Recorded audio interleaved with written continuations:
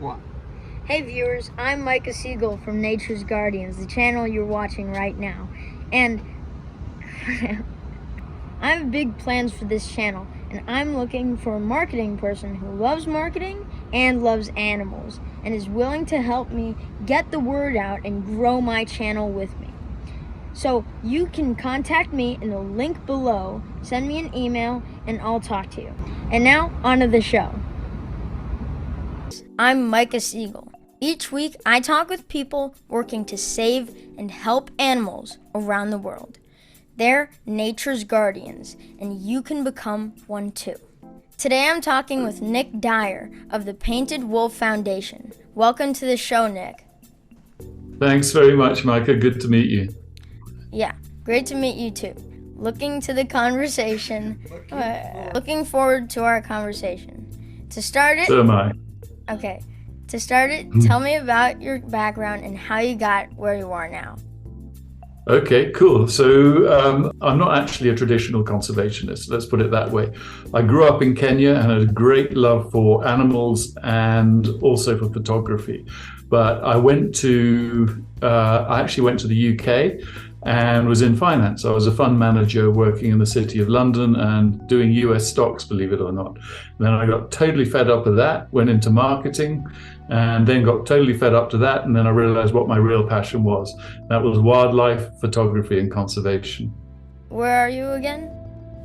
Okay, so I'm in Harare, which is the capital of Zimbabwe, and which is in sort of southern Central Africa. We want to learn about wild dogs, so what can you tell us about them? Okay, I'm glad you want to learn about them because they're my favorite creature. So first of all, I've got to tell you is they are not a dog, okay? They are in fact they are a canid, yeah, but in the family Canis, you've got things like wolves, and all our domestic dogs come from wolves, yeah. Then we've also got coyotes, we've got dholes, we've got Ethiopian wolves, we've got jackals, but the painted wolf or the wild dog is in a separate family called Lycaon, and he is called Lycaon pictus. So they're very different to your domestic dog. In fact, they are so different, they're like the same as I am to a baboon. And where do the wild dogs live? Okay, the wild dogs exist all over Africa, but here's the important thing about the wild dogs. Yeah, so all of sub-Saharan Africa. But if we go back, say 100 years, there were hundreds of thousands of wild dogs all over southern Africa. But today, there are only 6,500 left in a few small pockets. Tell us about how they live. How they live, okay. So do you want to see some pictures of them? Sure. Okay, so that's a wild dog, yeah. You can see it's got Mickey Mouse ears, and it's got a distinct coat, which actually is, you can tell that every single dog has got a different one. But you ask how they live, and they basically live in packs, and those packs can range from just a few dogs up to the biggest one I've seen this year is about 30 dogs, which is a huge pack. Are they all related? So you will have an alpha female and an alpha male. So it's run by an alpha female, but they're not, and they won't be related generally. But a lot of the males and the females will be of the same family because they'll be their offspring. But it's only the alpha male and the alpha female that actually breeds. Who's the leader of the pack? The leader of the pack is the alpha female. They're run by the female dog, which might describe why they actually treat each other really nicely. How many packs are there in an area, and do they compete? So they don't generally compete. Each pack will generally have its own area, but they could overlap with other packs. They generally sort of mark their territories, and those areas that they actually live in depends on the density of the prey base, how many animals there is to eat in that particular area.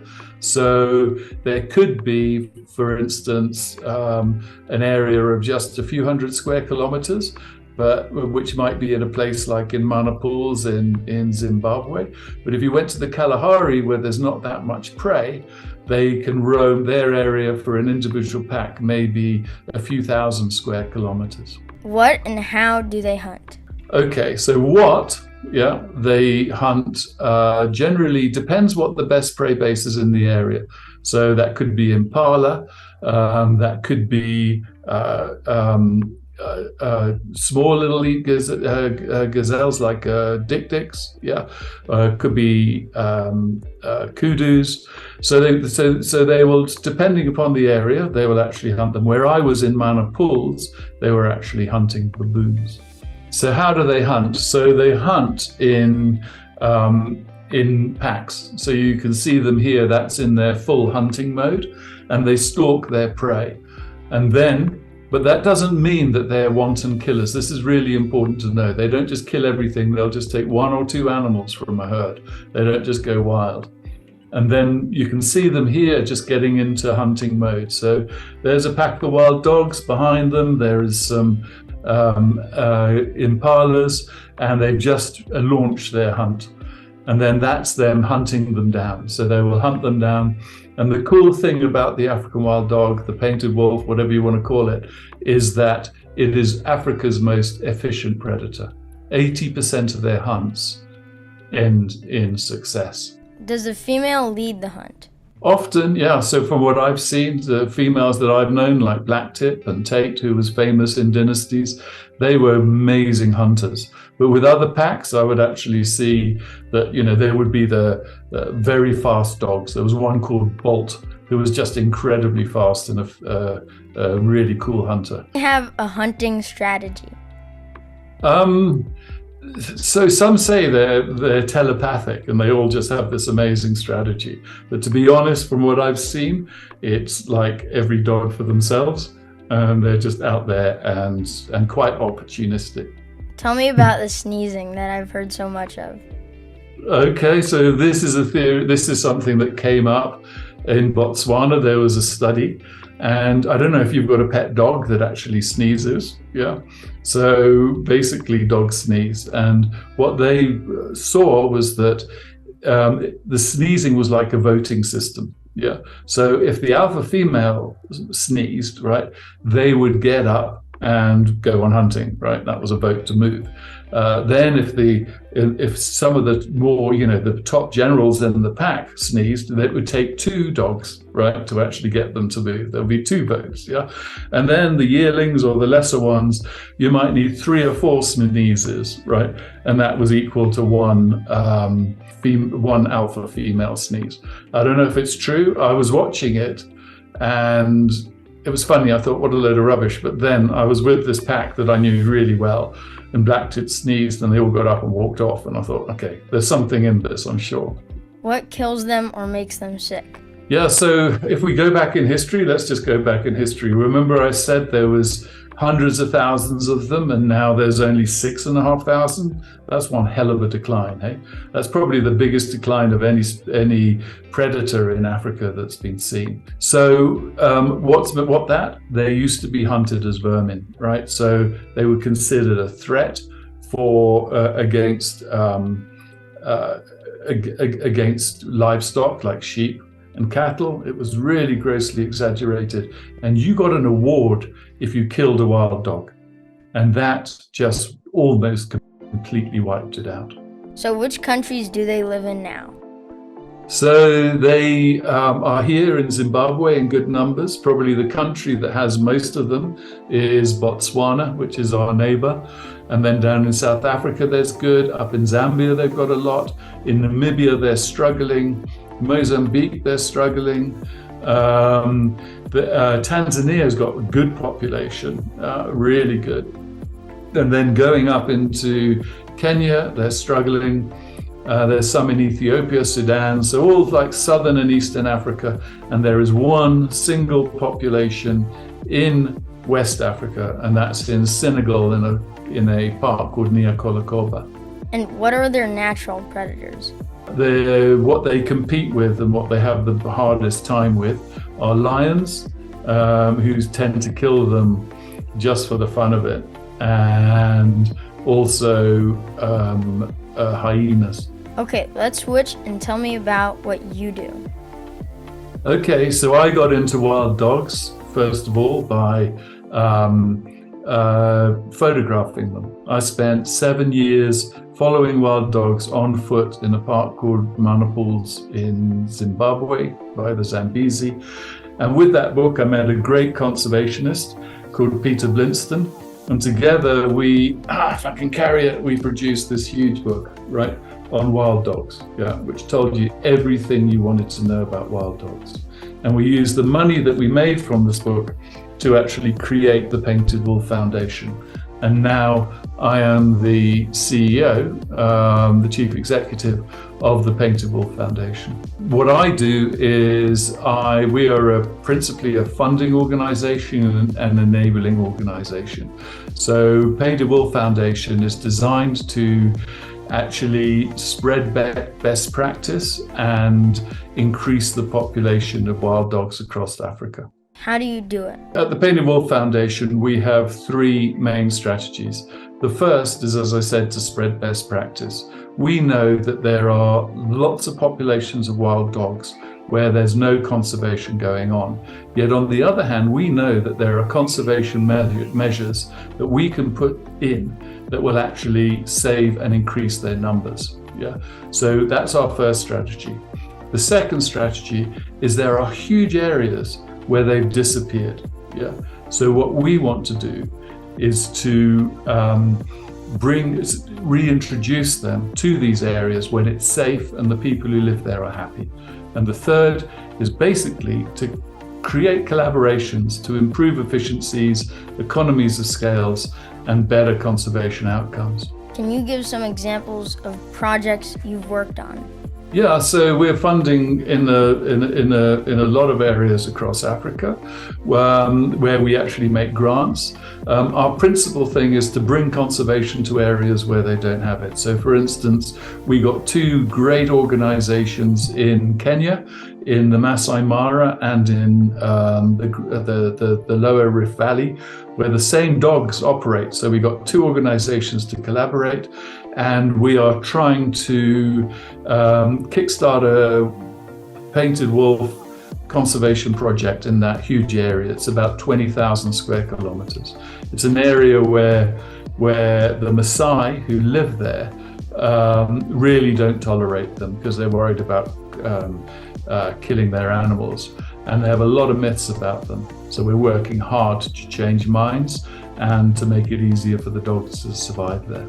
How are you working to change their minds? Yeah, that's a really good question, actually, Micah, because the majority of the work that we do, once we know about the wild dogs and where they live, is to work with communities to try and make it easier for them to live with them.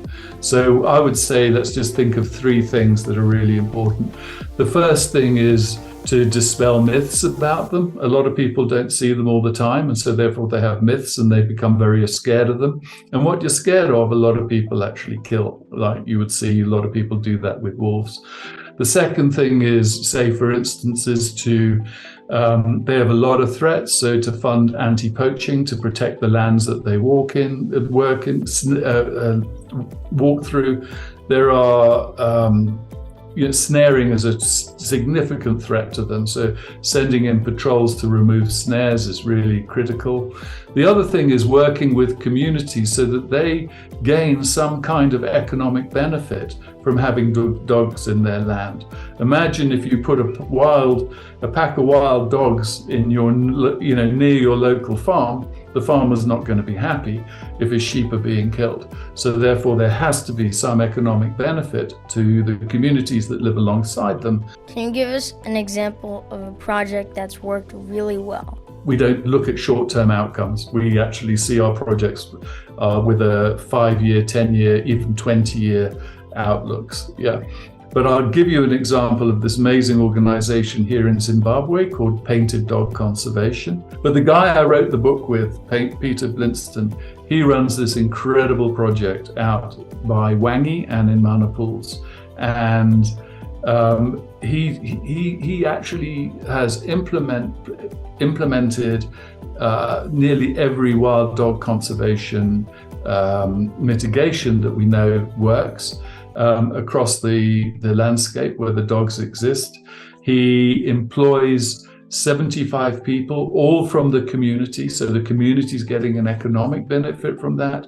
He has a bush camp which takes in about over 1,000 kids a year, right, at the age of about 12, to come and learn about wild dogs, come and learn about conservation. Yeah, he's got anti-poaching, he's got a rehab, he's got a research unit. So this whole thing, Painted Dog Conservation, is just really what if every wild dog population had an organization like that, yeah, then the wild dogs numbers would definitely start increasing. Is there any actual poaching to take them and sell in other places? No, fortunately, the illegal wildlife trade is not something that these guys suffer from. They're not being poached, for to sell, I don't know, whatever the ears or whatever. That doesn't happen. They're also really smelly, and that's probably why that happens, yeah, or doesn't happen. But, right, what I would say is that they still get poached as a bycatch, right? So people put out snares to try and catch an impala or a kudu or any of these or any of their animals, and they put them on animals tracks, these big round snares, and they run through these areas and they get them caught in their necks. And that is probably the number one killer of the wild dogs. How can we stop that? So there's two ways that we consider are quite effective. One is patrols that patrol the areas that we know where the wild dogs go, where they can go and pick up snares, collect snares. And I mean, we're talking about hundreds and thousands of these snares collected every year. So it's a huge job and it needs to be done daily. The second area is we have GPS collars, right, which tell us where the dogs are, and that can alert. If we know they're coming through into a very vulnerable area, we can do a snare sweep. But also, what is possible is that we can then check them when they've been through that area to see if any have actually been caught in a snare. So we're monitoring that, and then we can dart them, sedate them, take the snare off, and if necessary, sort of like tidy up their wounds. What about habitat loss? Habitat loss, I mean, at the end of the day, that is the critical thing. Yeah, and it's the critical thing for all African wildlife. We are so lucky in Africa to have so much space that is left wild. Yeah, that is wilderness. Yeah, but we've also got the fastest growing population in the world, and basically there's a huge competition for land. So the main, if you haven't protected that area, that land, yeah, then the animals, and none of the animals really stand a chance. And the wild dogs are much more susceptible than almost any other animal, and that's because they don't just have a small territory; they're free roaming. Yeah, so they go for, whereas lions will have a smaller territory and so on and so forth.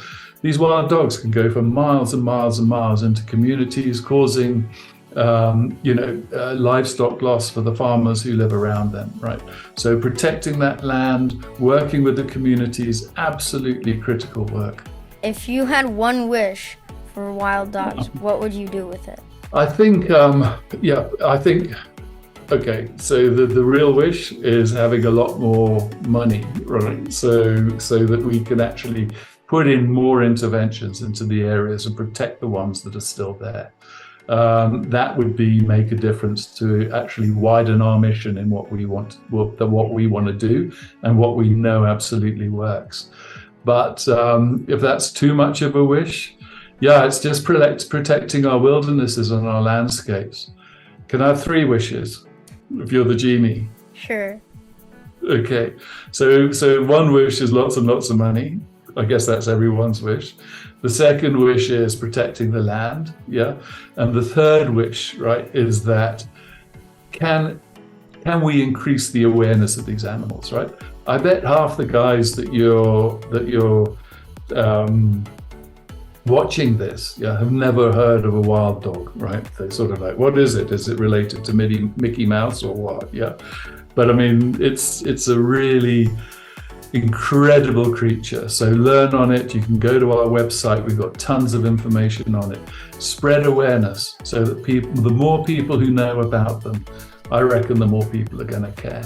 Is there something you tried that you thought was going to work but didn't? I think so. We're quite a new organization, so far, no, yeah. But you know, we are aware that failure is going to happen. What we did when COVID and everyone was locked down, Diane Skinner, who was one of our founders of our organization, she was a great conservationist, and she did this huge report on how do we secure the future of the painted wolf. And the cool thing about that report is that we interviewed everyone that was involved in wild dog conservation across Africa, all the leading experts. Yeah, and we took the whole of COVID to do that and produce that report. And what we learned from there is what doesn't work, and what we learned from there is what does work. And what we are doing is taking those learnings and trying to apply them. And where we know that things consistently fail, like collars, GPS collars, they don't fail. We're working with a company in South Africa to try and make a much, much better collar. So we're funding that R&D because we know that's a point of consistent failure. What about other research? So another great killer of wild dogs is disease, rabies and distemper. So there are a lot of good organizations and scientists in the world who are working out how you can actually create a vaccine and how you can vaccinate the dogs, right, and mitigate against the causes of rabies and distemper. So that's really worthwhile. DNA is another thing that we're touching on. In as much as there's, is there going to be too much with a loss of corridors where animals can interact and switch from one area to another, as they become closed down and blocked? Is there going to be a gene concentration in one area that's going to actually create harm? So genetic research is actually quite important, but we wouldn't fund to find out what happens when dogs sneeze. Are you doing any projects to preserve genetic diversity? So we're looking at. So I mentioned before that there's this. The only wild dog population in Senegal, yeah, which is miles away from all the other dogs.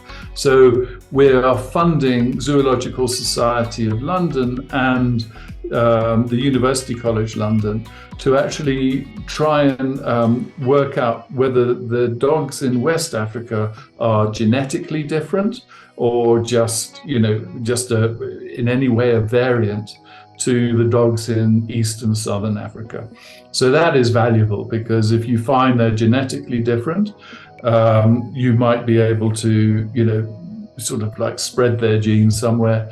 And I'm not a scientist, so I don't know if that's the right terminology, but you could also, if they're not and their genes are sort of like, they're just too concentrated, we could actually reintroduce dogs there to actually add some new genes into the pool. What do you see is the future for wild dogs in the next 30 years? So in 30 years, we want to double their numbers, right? And we see there's two ways that we could probably, by spreading best practice and getting these really good conservation interventions into areas that wild dogs exist, but they're just left to get on themselves, we reckon we can probably increase wild dog populations by, say, 25% in those areas. The rest is going to come by finding new areas where they used to exist, but they're now extinct in those areas, and reintroducing sensibly, sensitively into wild dogs into those areas, What's critical is not just making sure, I mean, that's a big piece of work, because you've got to find that the prey base is right. That means that the flora has to be appropriate for that prey base. And more critical than anything, you have to make sure that the communities that live around it, them are cool about it. Yeah, that they're actually see, okay, this will be a benefit to us. Otherwise, they won't tolerate them. That will be the bulk. Maybe we can, over 30 years, get an extra 5,000 wild dogs there. 4,000, maybe, we'll see. But if we follow those two paths, the direction of change will be massively improved, and we reckon we could double them within 30 years. Are you working on a reintroduction program now? So there has been some very successful reintroductions done by an organization in South Africa called Endangered Wildlife Trust, EWT. And they moved some dogs into Mozambique. They've moved some into Zambia and up into Malawi, and to try and expand the number of dogs. What we're working on now is to work with the conservationists across Africa who have done it, and try and find out and identify what works and what doesn't work, and what is a model for reintroduction success. So we see that as the base. That model will grow as we learn more, and allow it to become a mainstream conservation intervention. So we've funded an organization to go and look at different areas to see if they're suitable for wild dogs, but we're trying to assess exactly what that means. What is suitable? Where do the dogs come from? Where do you mix packs from? What's the genetic implications? Yeah, we've got tons of questions to ask if it's going to become mainstream, and not just a hit and miss, let's throw some wild dogs over there. Does anyone have wild dogs as pets? Okay, what did I say before? They really, really smell, right? Yeah. If you've ever shot one and darted one, they have a gland that just emits this really musky, smelly thing, right? And they're also really, really grumpy, right? They're not pets. So I've heard of maybe some people domesticated them, but I mean, hell, that's one of their biggest defense mechanisms, is that people are not putting them in their garden. So how can kids help? Okay, that's a really, really good question. I mean, I reckon, number one, what you're doing is incredible, right? Absolutely fantastic work, because you're spreading awareness of them, right? And as I said before, this is a creature where, I mean, like, nobody's heard of them. Nobody knows what they are, right? They think they're just stray mutts, right? They're not. They're really special. They're unique. So getting that story across, get people to go and check out our website. There's like quizzes there. There's lots of information on there. There's videos. There's all sorts of things.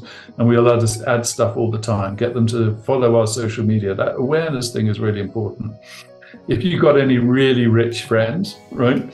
That's really important, right? If we need funding to make, if we had the more funds we have, the better the outcome that we can actually achieve. Yeah, and come to Africa. Yeah, I think, come and see them. And if you can't come to Africa, go to the zoo, your nearby zoo where they exist. Yeah, and just go and see them, and then you'll go, wow, that's incredible. But not a bigger wow as if you come out to Africa and see them hunting like in the pictures that I sent. Do you have one good wild dog story? Okay, this is not a great story, but I was actually photographing the pack of wild dogs. It was Black Tip's pack. They were really happy. They'd just killed an impala and all the pups were eating off it. And while I was photographing them, this lion came out of nowhere, 3 lions, in fact, right? And I was on foot. My car was 3 kilometers away, right? And anyway, these 3 lions came out, 2 females and 1 sub-adult male. Yeah. And there was a big kerfuffle fight, but the dogs gapped it and all of them got away. And then the lion turned around and saw me. And that was the most terrifying moment in my life. And then the big female started running for me, and I just shouted at it, back off, back off. And thank God it stopped, because if you run away from a lion, that's history, right? I promise that's history. They're a cat, they will chase, they will do whatever and kill you. Anyway, it stopped. And then I didn't know what to do. So I just started talking to it. And it gradually calmed down. The others calmed down. One of them started eating, and I very, very slowly backed off. But I tell you, that was the scariest I've ever been in my life. Yeah. Thank you, Nick, for being here. Thanks a lot, Mike. That was just a really lovely chatting with you. Just amazing what you're doing, right? I'm a big fan. I'm a real supporter. I watched a lot of your videos today. And just keep up the good work, hey? What you're doing for wildlife is really important. And yeah, you have my respect. And thank you for watching. You can help animals by hitting the like button and subscribing to this channel. I'll see you next time on Nature's Guardians.